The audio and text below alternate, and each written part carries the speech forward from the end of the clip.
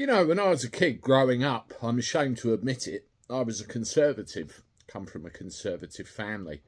That, of course, in recent years has changed very much. Politics to me and all the party membership and everything else makes us a very tribal lot, doesn't it? And it can also really make us divide, argue amongst each other and have a thing or two to say.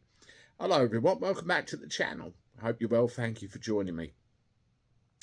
Sometimes you have to say enough is enough. No matter what walk of life you go into, you know, you have your buttons pushed to a degree, and in the end it's just stop, I'm done now. 20 Labour councillors have come out and said this, 20, and they've just said enough. We're not doing this anymore. They've all resigned from the Labour Party, and there's even talk they're going to set up their own party in opposition. And one of the reasons is they feel completely betrayed and completely put out by the way that Starmer is behaving, the way the Labour Party have run things, and the way they've targeted specifically certain members of our society who historically the Labour Party have always protected. And if you look at what was said in the run-up to the election by members of the Labour Party, what they would do, who they would protect, they've gone back on every single thing.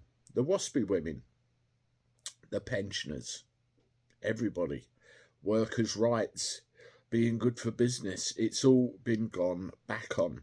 And the whole system seems to be keyed towards protecting Starmer, protecting Labour, and doing the right thing by the party rather than the country. And sooner or later, people will start standing up and saying no. And 20 councillors, all at the same time. There's one guy that's been in the Labour Party for 40 years, and it's a hell of a burden on him, the fact that he just can't justify being a member of the Labour Party anymore and is jumping ship and setting up an alternative with the others. That's a big step for 40 years. But 40 years ago, the Labour Party was something else entirely, a different kettle of fish altogether, more for the working person and everything else. But now it doesn't represent what long-term Labour Party members thought it was from all those years gone by. Some of them, including a good friend of mine, have even gone and voted for reform for the first time. It's falling to pieces. It's done. It's a blasted flush. It's finished, and it's over. More of this is going to happen. I can see it. Till eventually, Starmer's going to be left with very little alternative. Let me know what you think.